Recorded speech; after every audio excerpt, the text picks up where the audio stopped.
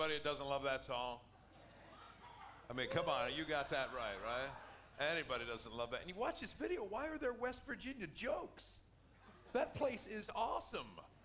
Anyway, gets me going this morning. Hear a little John Denver and hear the energy around that song. I am excited with you. Want to greet you all again this morning. Great to have you with us, and anybody watching us at home or on their own road trip. I had somebody text me this week. So we're going to be on a road trip ourselves, so we'll be checking in online. Love that you can join us this morning, too. Oh, boy, I just want to keep that going. Hey, I'm leaving. All right, we're going to play it again. Be better. It'd be the most memorable thing, perhaps. Great to have you all with us today. I'm going to say really, really quick. I don't want to take much time on this, but several have asked me. A little word got out. My father had a scare this week. Shocked us. He's as healthy a 78-year-old man as I ever thought.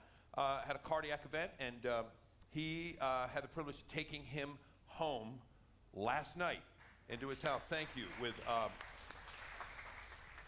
My mother was over the moon to get him back, and he is resting comfortably this morning and is doing well. So I want to thank all of those of you who were praying for him this week, and thank you. It means the world to me. You know, if I keep talking, I'll be done. So I am going to shift a little bit and talk about maybe why that song, why those nostalgic pictures and memories captivate you and me the way they do. So let me just ask you a question this morning that I'm sure you're already thinking about.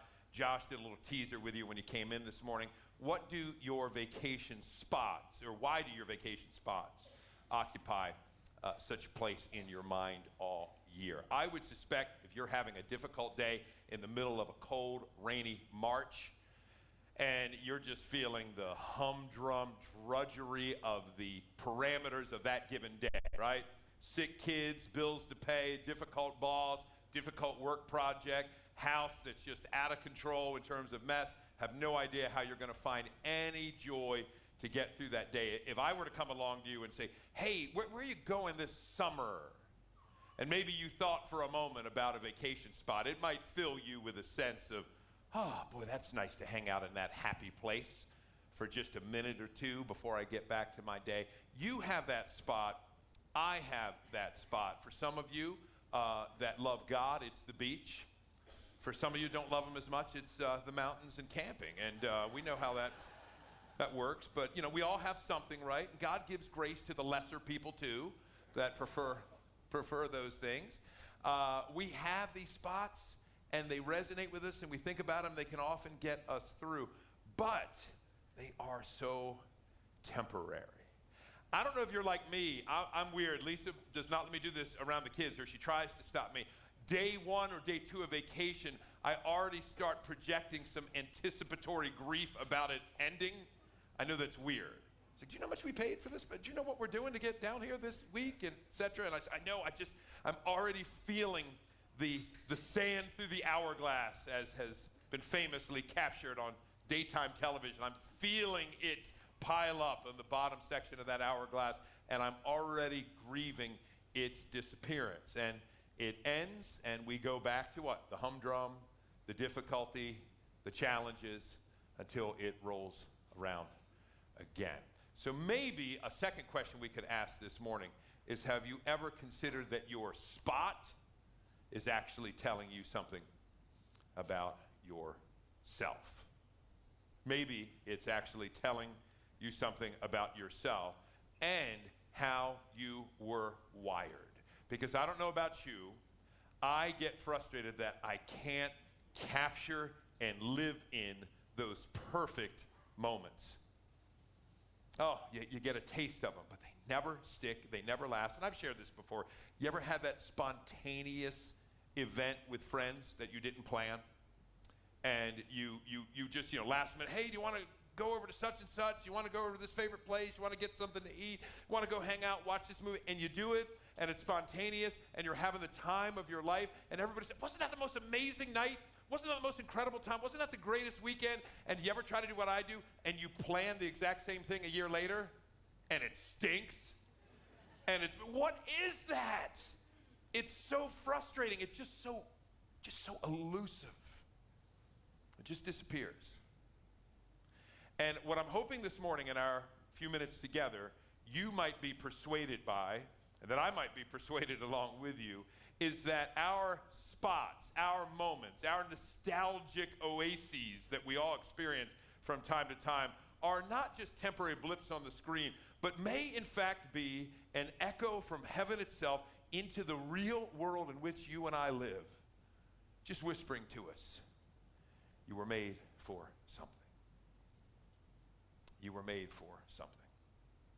And these songs that capture the pilgrim's journey to the city of Jerusalem, we capture in this psalm especially some of that nostalgia, some of that joy, some of those warm feelings of peace and security and meaning that often our favorite spots impart to us.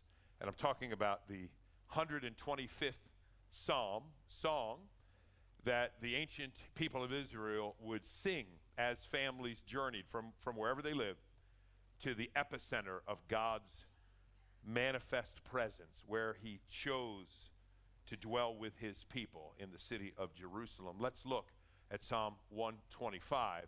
And I want you to notice in this short song, those who trust in the Lord are like Mount Zion, which cannot be moved, but abides forever. So immediately as they're journeying towards this city of Jerusalem, there's this sense of permanence about the city.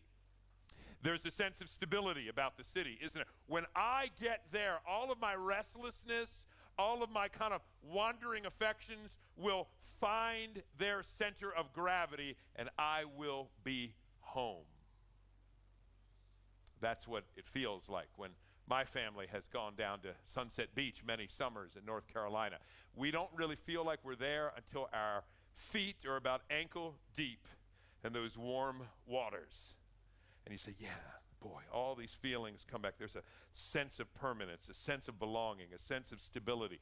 So it's interesting, as they sing about the city to which they are journeying, they are finding something in it, in the city of Jerusalem, that is permanent. It cannot be moved. Of course, we know that it can be moved. We know historically that it was, in fact, ransacked on more than one occasion and burned to the ground. But it doesn't change the driving longing and affection of the pilgrim traveler. So notice what's said in the next verse here. As the mountains surround Jerusalem, so the Lord surrounds his people from this time forth and forevermore. So picture a mom and dad telling their kids, children, let's sing this song together. Just as the mountains that we're going to see surround the city that we're journeying to, so the Lord surrounds us. So I looked for some pictures this week. I'm just going to show you one. Sorry, I think the copyright may be there faintly ghosted at the top. But this is a picture of Jerusalem that gives you a sense of these mountains that you see all about. Everywhere you look, you would turn and you would see a mountainous region. And it's quite beautiful. They're a little bit off in the distance, but you have to come over those mountains to get into the city. You have to go over those mountains to get out of the city. And there is, again, that sense of what the city represents. The city itself is not magical. It's a city like any other city. But the imagery of those mountains would remind the pilgrim traveler, just as the city we desire is secure and stable and the place we belong, so even the topography around that city and the panoramic view that we can take in upon seeing it over the horizon reminds us that God protects us just as he does protect this city. And archaeologists and scholars have said the city of Jerusalem would have been a much more difficult city to attack than other cities because of where it is placed. So they're teaching their children these things as they take this road trip together. But that's not all we long for, is it? I mean, I know it's theoretical. How many of you, now don't raise your hands because he or she might be here. I was going to say, how many of you have difficult supervisors or bosses? And then some of you are saying, wait, does my supervisor go here at CFC? He or she might do that. So don't. How many of you are jerks as supervisors? No, don't answer that either. How do I get at this? I guess I'm just going to ask you to do an inner inventory, a little self-reflection. I bet some of you have worked with a difficult boss. I remember being 16 years of age working at the McDonald's on Joppa Road in Parkville, wearing my fly blue polyester uniform. Thank you. It was amazing. If Lisa had seen me then, man. And I remember I had floods for like the first couple of months till they got around. And I remember working that job and working my first Saturday in the fall of 1986. And I remember working there, and there was a boss who I won't name in case she's still around and who knows where she is and could check on this video. So I'll call her, I better not call her anything. So, just can't think of anything kind. But she was a difficult boss. And I remember I was supposed to work an 8-hour shift, breakfast, lunch, up to the early dinner.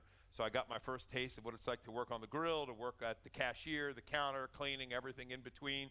You're supposed to get X number of breaks. I don't remember how it was back in '86, but the laws were supposed to favor the miner who was working in that fast food industry.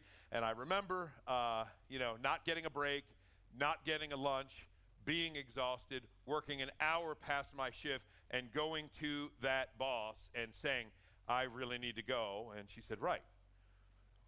Wipe the counters, change the trash, take it out to the dumpster, sweep the back floor. And I remember I took care of one other customer, and I said, I really need to go. Right. Wipe the counters, sweep the back floor, take out the trash, take it to the dumpster. See, you know what I did? I did all those things. And in my mind, to this day, I want to go back in time. That's my moment of defiance. People fantasize about time travel for bigger things. I want to travel back to that moment just to say, no! And leave. Because I was making $3.35 an hour, teenagers. $3.35 an hour.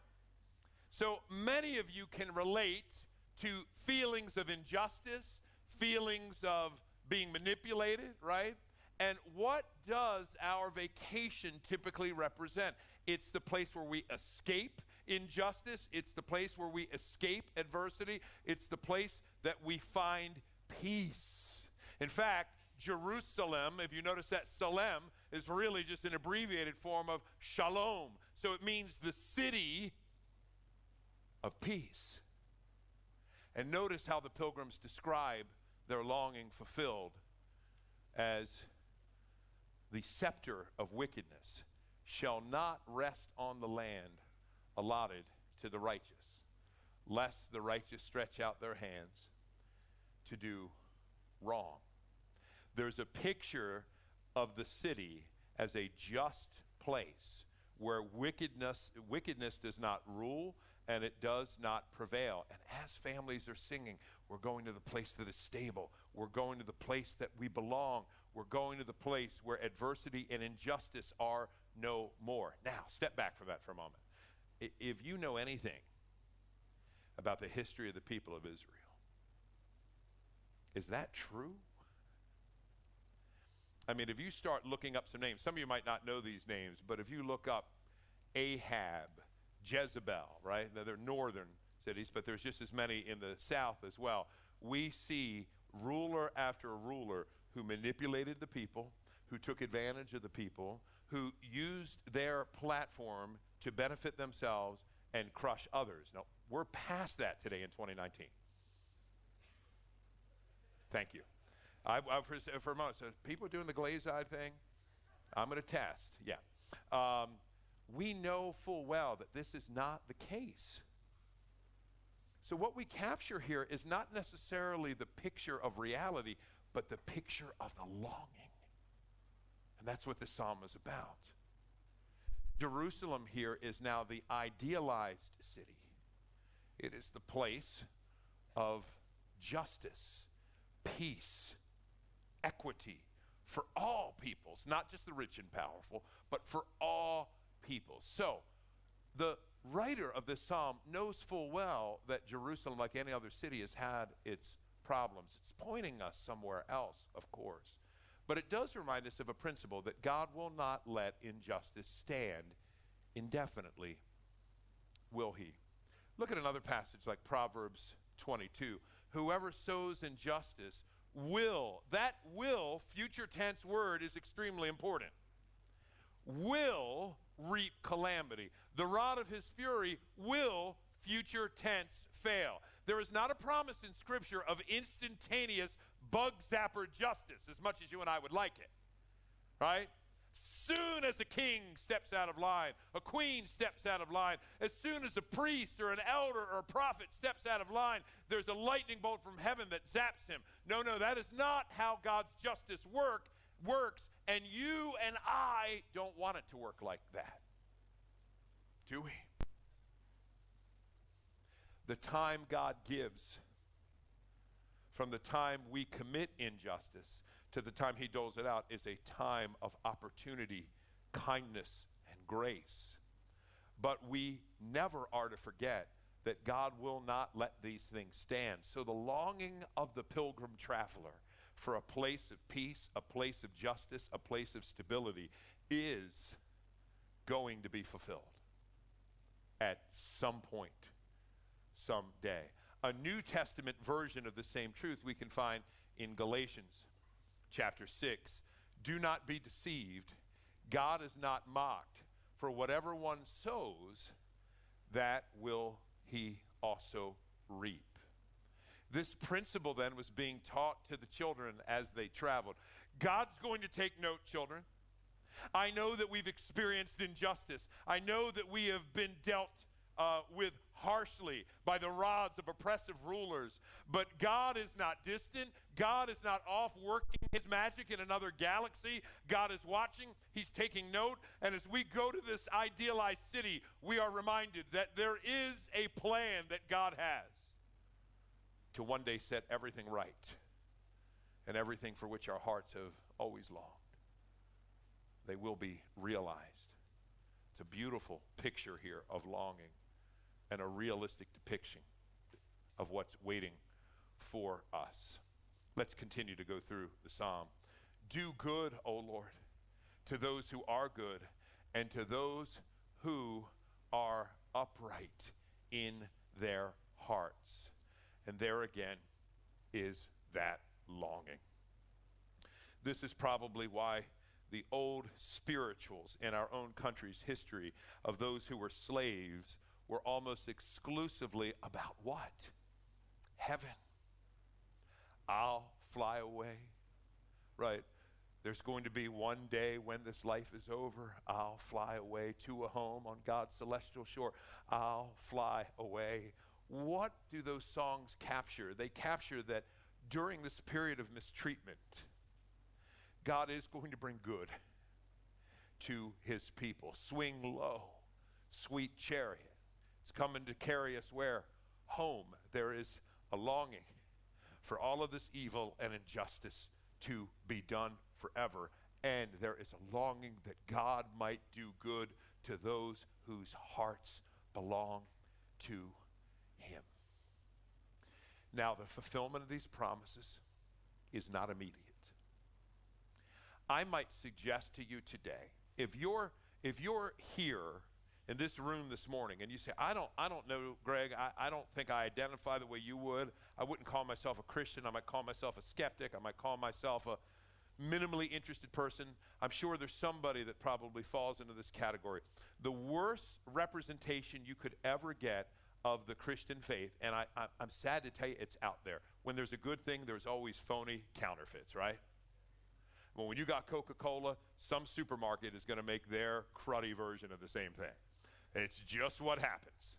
There is a perverse version of the truth of Christianity that says you can get your pleasure and your immediate joy right now. There's a version of that, and that's great for people who are healthy, for people who are wealthy, and for people who are having a pretty peaches and cream level of existence. You try and you go sell that in India, on the streets of Calcutta. You go try to sell that same bill of goods in Indonesia somewhere, in places in Vietnam. You try to sell that and it doesn't work, and you either conclude that something must be wrong with me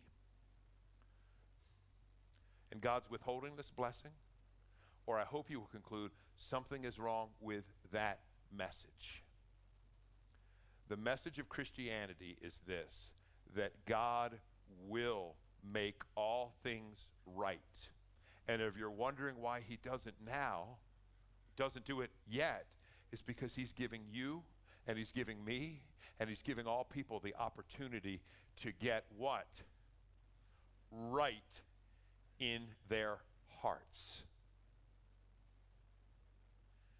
This is what God's special work is. This is why he sent his son Jesus into the world, so that he might make our hearts right with him. When Jesus came here, he was poor. His whole public ministry, he had no place to lay his head. He said foxes have nests, or foxes have holes, and birds have nests, but the Son of Man has nowhere to lay his head. The late Rich Mullins had a great song where he said, the hope of the whole world rests on the shoulders of a homeless man. Because Jesus didn't come to make us rich. He came to make us right with his Father, so that one day those whose hearts belong to him would be ready to receive the remade universe, the remade world, and all those little vacation spots that echo a whisper to you about a better place, a better reality, a better place of belonging would come into fruition. So let's see how the psalm ends. But those who turn aside to their crooked ways, the Lord will, and there it is again, lead away evil doers. But, and here it is, shalom, peace, wholeness, harmony, goodness be upon his people, Israel. The same is true today. As we journey, as we travel towards him, may he give us peace, because one day all these things are going to be made right. We see this longing in a psalm like Psalm 51:18. Do good to Zion. That's code word for, again, Jerusalem, the capital city. In your good pleasure, build up the walls of Jerusalem. You see, the psalm we've studied this morning is not really about Jerusalem, is it? The message God is sending you isn't really about the beach or the mountains or your favorite tropical cruise or vacation spot, is it? It's about what those things suggest. Not a space, but a relationship. Let me go back to the first verse in the psalm. I skipped it on purpose. Those who trust in the Lord. That's what this psalm is about. It's not ultimately about Jerusalem. That's just a picture that reminds us that we were made for him. The very first book of the Bible, the book of Genesis, gives us the big picture, right? The creation of the world. It gives us the early days of what scholars call primeval, kind of pre-recorded history. We learn about, these ancient people until we get to about chapter 11 of that book. And we start slowing the narrative down, and we learn about a man named Abraham. And Abraham, we're told, didn't worship the God who made the world. He worshiped false gods, idols, until one day the true God arrested his attention and said, Abraham, I want you to go to a place that I will show you. Now that place would become the nation of Israel. The strip of land where God would have a temple built for his name, where people would come and worship him. But I want you to notice how Abraham is described in the New Testament book of Hebrews. By faith, Abraham obeyed when he was called to go out to a place that he was to receive as an inheritance. And he went out, I love this, not knowing where he was going. Had no GPS, other than God saying, nope, keep going, not yet, keep going. So he went out in faith. Notice what comes next. By faith, he went to live in the land of promise as in a foreign land. That was his goal. He lived in tents with Isaac and Jacob, heirs with him of the same promise. So we've got his son Isaac, his grandson Jacob, and they were tent dwellers, looking for a place that was permanent. You know what's fascinating? Do you know what Abraham and his wife Sarah actually owned of that physical piece of land? Their graves. That's the only piece of land they owned in the promised land. Why? Because it was never about the land. Not ultimately. That was just a taste. What we are told is that he was looking forward to the city that has foundations, whose designer and builder is God. There's something about places and destinations that capture our imagination, that capture our sense of belonging, but they never last, they never stick. Even when we settle down right here in the suburbs, what happens? We get sick and we die. This was never meant to be all that there is. This is simply meant to be a whisper, to drive us back to the one who made us. Great song, I think 10 years old or so, by the pop band Keane, called Somewhere Only We Know. If you listen closely at the end of our service, you might hear it. I walked across an empty land. I knew the pathway like the back of my hand. I felt the earth beneath my feet, sat by the river, and it made me complete. And I love the nostalgic reflection here.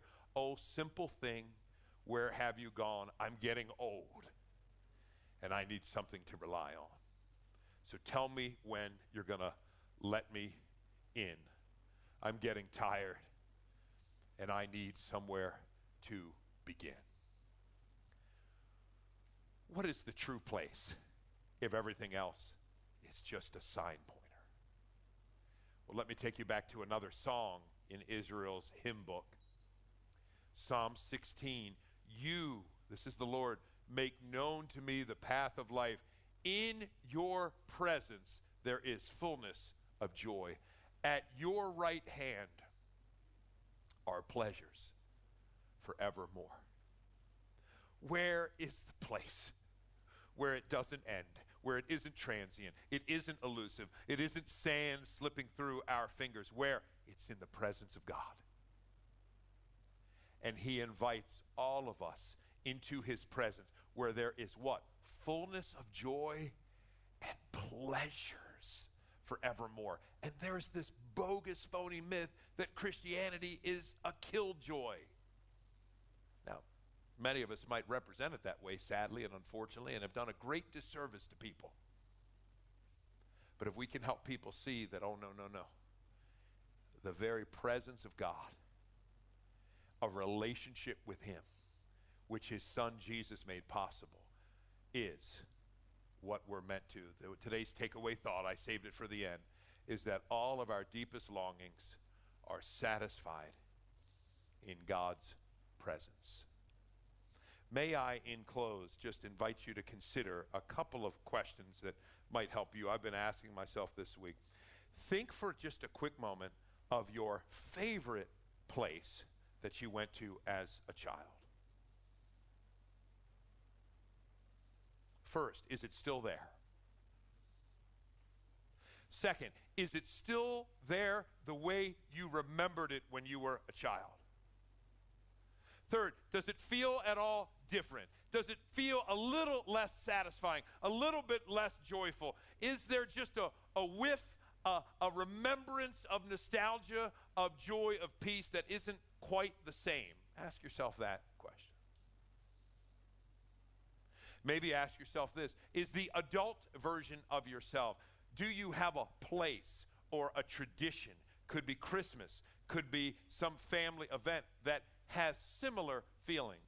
Ask yourself then this: why does it never stick? Why does it never last? And ask yourself this: is it possible that God has given me these experiences so that I would stop looking to replicate the experience, but start asking, who's behind the experience?